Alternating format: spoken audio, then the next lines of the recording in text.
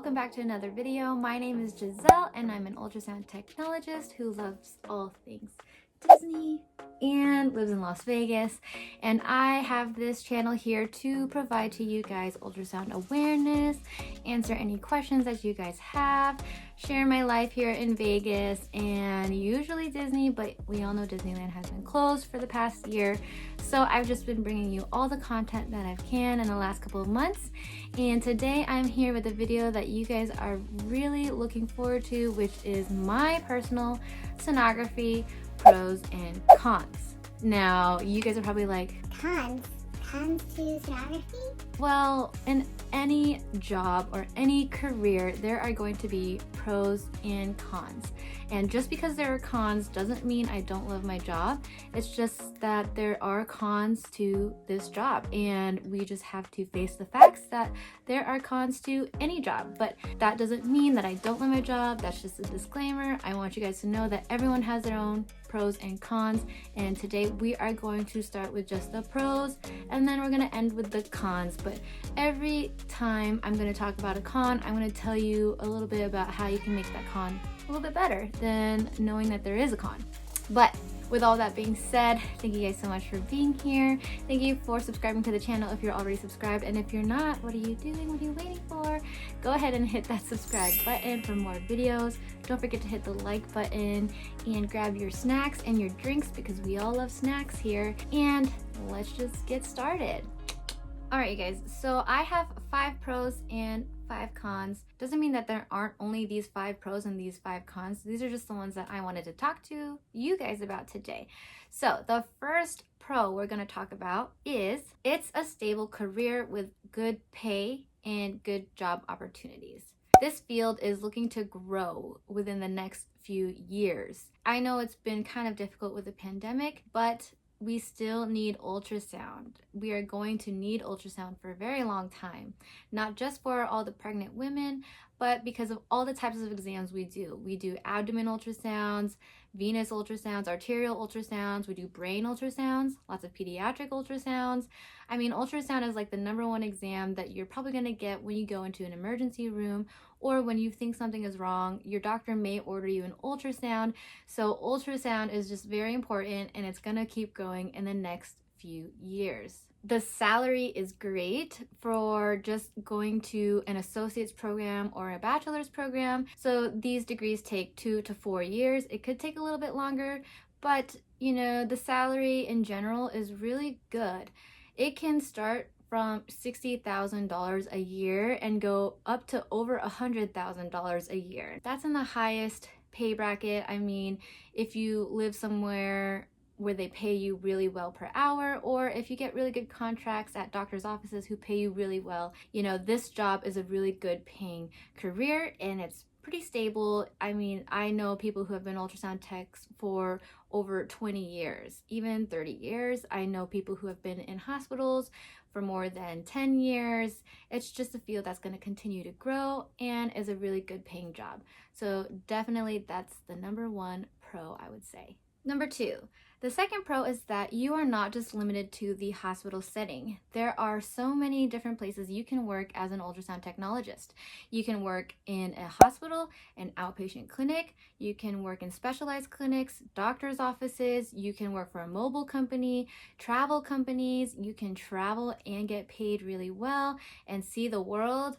I mean, there are just so many places that you can work at. There's breast centers, there's OBGYN offices, vascular labs. I mean, the list goes on, and you're not just limited to a hospital setting, but it's something that you have to figure out as a student when you go to your rotations. If you really like a certain exam, if you really like scanning those abdomens, if you really like scanning pediatrics, if you really like scanning vascular, or if you like doing babies and do OBGYN, you can find a place that will fit you personally, and you can find something that will fit your lifestyle. There are per diem positions, part-time positions, there are part-time positions, and there are full-time positions. There are offices that give you holidays off, weekends off. There are places with no call. You can pretty much decide how your schedule is as a per diem. I mean, there's just so many different opportunities. out there, so many different places for you to work at. So yeah, that would be my second pro for this job. Number 3, I kind of touched up about this on the first pro, but pretty much it's a growing field. The future will need more sonographers. People are going to retire every single year. People are going to retire from what they do, or people are going to leave the field, or people are going to just need more sonographers because doctors are going to be ordering more exams. And if you like technology, and if you like using computers, if you like being able to know the physics behind it, if you like talking to patients, if you like being a detective, then this job is for you, because what we do as sonographers on the daily is much different than people actually think we do. We know a lot of information about the body. We know everything, usually from head to toe, or if you're an echo tech, you know everything about the heart. And really, we are very, very good at what we do. We know a lot of science, anatomy, biology behind all of this, and we work with a lot of technology. We work with a lot of doctors. We are just going to be a growing field. Technology is going to advance. We are the doctor's eyes. We are very much so dependent on. The doctors really depend on us. The patients depend on us. And I just love being a detective. I'm the body detective. I get to look all in your body and try to figure out what's going on and what's wrong.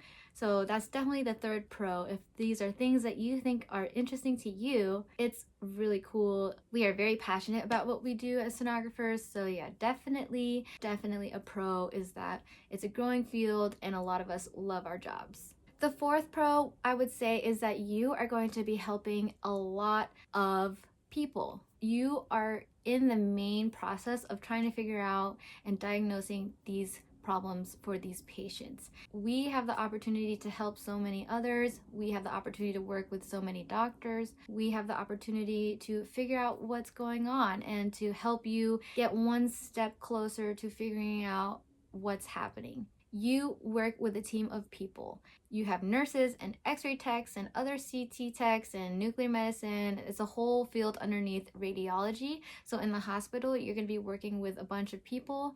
And then even in outpatient settings, you're going to work with some doctors. You're going to work with front desk staff. You're going to work with so many people.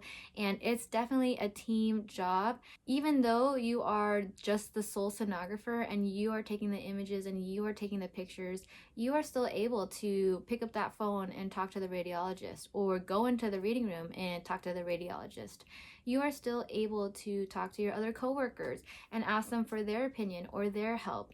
And especially where I work with over 7 or 8 people on the daily, and they all help each other out. They let each other know what's happening. We ask for advice, and it's just like a team effort, a team job. You're going to work with your coworkers to make sure that the flow in the clinic is going well. And if you are just a person that works on your own and does the mobile stuff, or if you are traveling, you still are going to meet so many people, and you still have to work under a doctor, and you still have your old friends or old classmates who are just probably a text away for you to ask them for advice or help.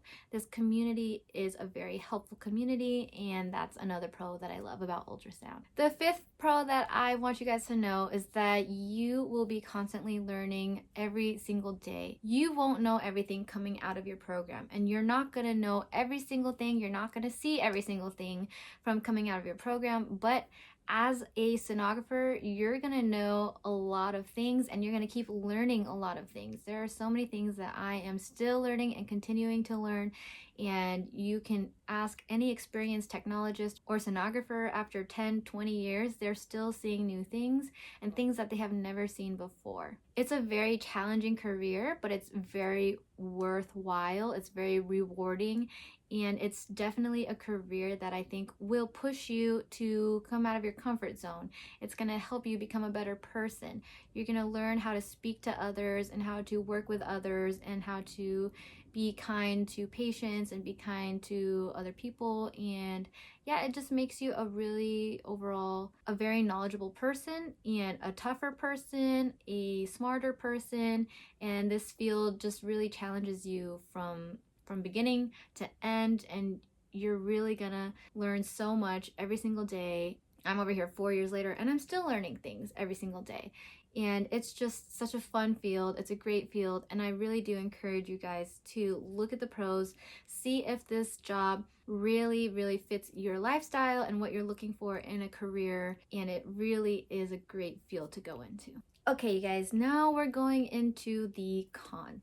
And just because, like I said, there are cons to this field doesn't mean I don't like the job. It's just you guys need to know the truth and the facts and what sonographers have to deal with on the daily, and yeah, things that you probably didn't know about. So let's just get right into it. The first con to this field is that it's just very difficult to get into these programs in general. It is very competitive. You have to be able to go through some prereqs, and you have to go through maybe an interview or get through a point system. And yeah, it's just very hard to get into. Some people don't get in their first time, some people don't get in their second time, some people get in their third time. I mean, but if it's something that you really want, you definitely have to think about the fact that it is very competitive, and sometimes they only take a few students a year. These programs are very rigorous and hard. If you have seen any of my other videos where I have interviewed some other sonographers, they will tell you firsthand that it is not easy. It's not a walk in the park. It is very difficult and something that you have to really put your mind to get through and be motivated, because it is very difficult. If this program was easy and if it was easy to get into, I feel like everyone would do it because it is such a great job. It's so rewarding, and I mean, who wouldn't want to be a sonographer? The second con to this job or field is that many places may overwork you, and they may overwork you with the pay that you don't deserve. A lot of times I've seen places where they make you scan patients every 15 minutes or patients every 30 minutes. Now, patients every 30 minutes, it's pretty doable, but patients every 15 minutes, it's not something that I think is doable for your body, for the sanity, for just, 15 minutes with anyone. I mean, that's 15 minutes. You still have to get the patient prepped. You still have to get the patient on the table. You still have to be able to start the exam, ask them questions, do the exam. So really, a lot of places may overwork you, or they may pay you less than what you deserve, and that is just the truth and the hard facts. But when you come out of the program, basically what you want to do is to talk to other sonographers, see what it's like out there, see what the pay is or what it should be, because you should never get paid less than what you truly deserve. I mean, as a sonographer starting out, I'd say that the minimum that some people have been getting paid is around $25 to $35 an hour. And that is something that you should look for in a company, because the more people start accepting jobs that are less than $25 is just gonna bring the pay down. So just be mindful of that it is a very busy field. It's very demanding, and you will be able to negotiate your salary and negotiate your hourly pay, but you should definitely ask for a little bit more than what they are offering you, because you never know. The least they will do is say no. But like I said, they may overwork you and they may pay you less than what you deserve, and unfortunately, you need to just make sure you do your research and figure out how much you should be paid, especially in the place that you're working at, like if it's a hospital or outpatient or specialty place, and depending on the city that you work in as well, because all cities will pay different amounts of pay. I mean, that's just how it is. It's usually based on the cost of living, and you need to do your research before you just accept that offer and know what you're getting into first. Make sure you say, how is the workflow? How many patients am I going to see a day? Things like that. I mean, when you're in the hospital, it kind of varies, but that's why the pay is usually much higher in a hospital setting. So yeah, definitely something you need to think about. The third con I'm going to talk about is basically about sonographer burnout. Yes, sonographer burnout is real. You can feel burnt out. I mean, if you heard from my last one, some places do make people scan per patient every 15 minutes. You may feel overwhelmed. You may feel like, how are you going to do this? How are you going to make sure you don't miss anything? So you have to be able to find a work-life balance. But to be honest, a work-life balance can be much difficult in this field than people actually think it is. Depending on the type of shift you get, say you're per diem, you will be working all these crazy hours that you didn't necessarily signed up for, but that's why you need to talk to the place of work first before you even agree to anything. Now, there are also call shifts. So these call shifts mean that you're going to go into work late at night when they call you in, and this is typically after midnight and before 7 a.m. So you may get called in for 1 exam or 2 exams, and then you may have to leave, or you may get called in for 4 exams and get paid really good money. But the work style and the work-life balance is different depending on what type of job you go into and what field you go into, because like if you work in a hospital, that call shift is very, very common, and you may have to wake up in the middle of the night to go into a shift. Also, when you're starting off as a new grad, you may have to work the really crappy shifts. You may have to work graveyard shifts. You may have to work weekend shifts, shifts that you don't want to work in order to get better shifts in the future. You kind of have to start off at the bottom or the low end of the totem pole and then work your way up. You're not always going to get into the amazing Monday through Friday 9 to 5 job or Tuesday through Thursday 8-hour shifts. I mean, it just depends on where you work, your contracts, all that good stuff. If you're part-time, per diem, full-time, if you're working in an outpatient setting, or if you're working in a hospital setting.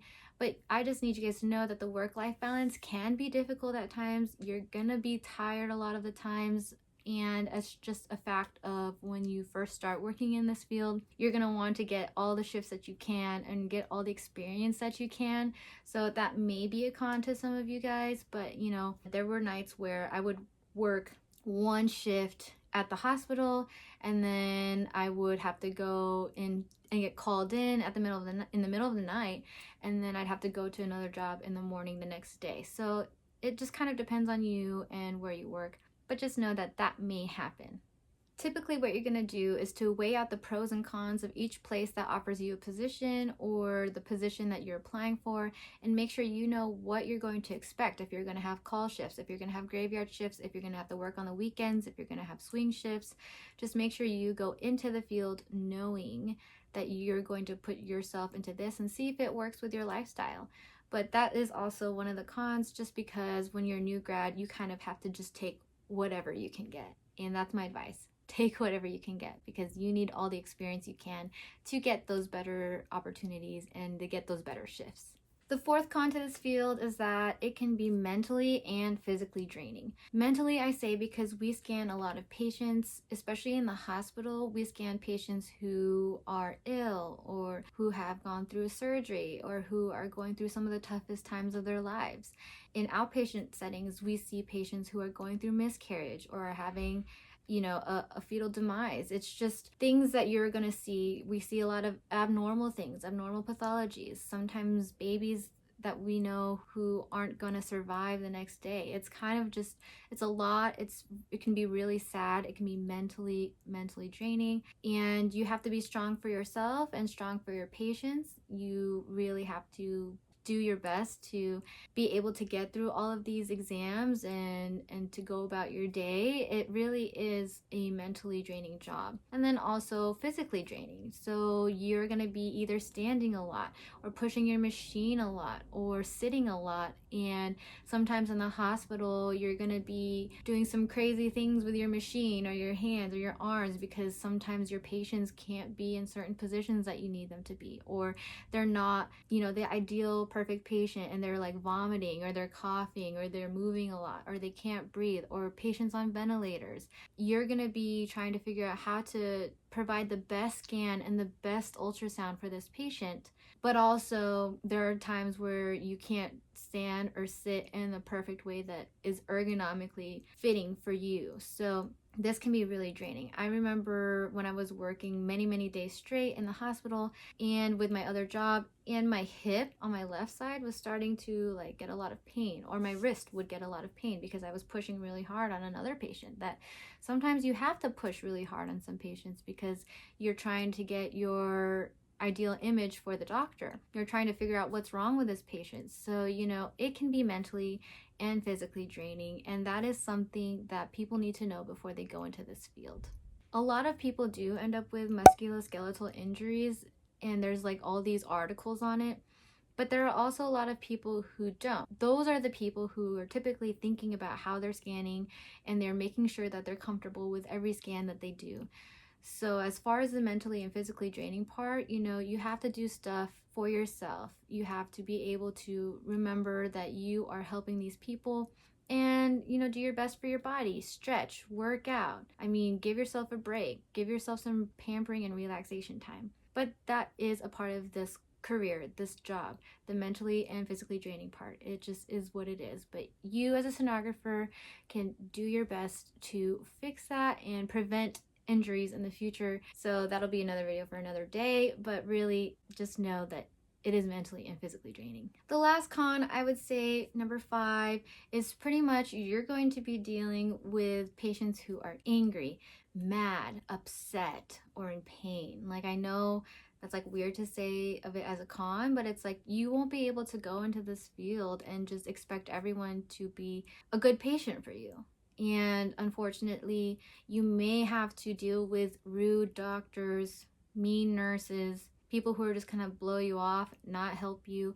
That's also a part of this field too. But you have to be a strong person, a strong individual, and know that you're doing your best for these patients, and know that you are going to do your best regardless of all the noise, regardless of the mean things that people will say to you, or the patients will yell at you.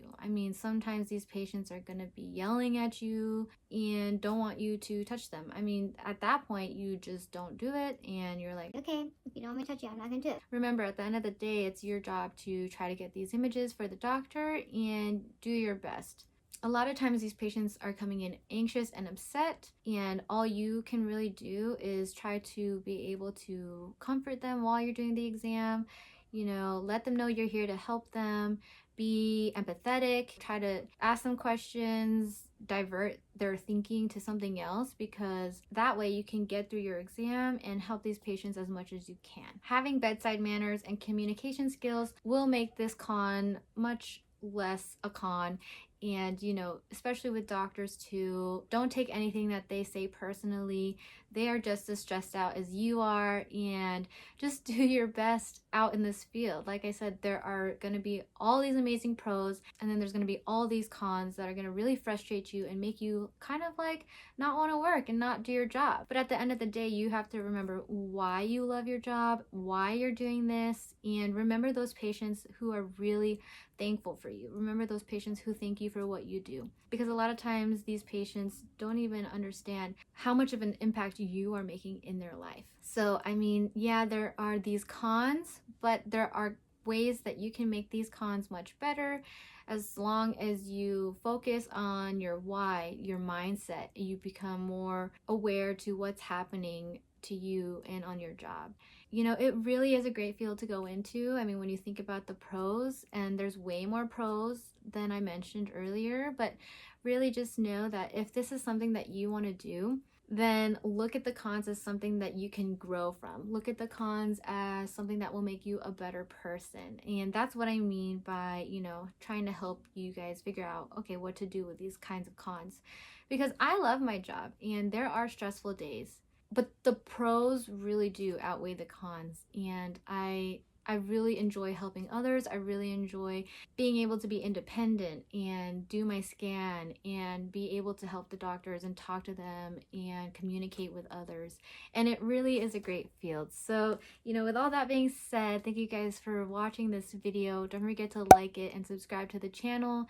And remember, to every field there are pros and cons. You just need to weigh them out and think about what's best for you, and if you are able to withstand those cons and to conquer those cons, because I know that you guys can. And don't forget to comment below if you guys need any more clarification, or if you need any more insight on these cons and any situations that you may have gone into and been in. I am more than glad to help you guys out with that. So thank you so much for being here. Don't forget to be kind to one another, stay safe, stay positive, and as always, we'll see you guys in the next video. Bye!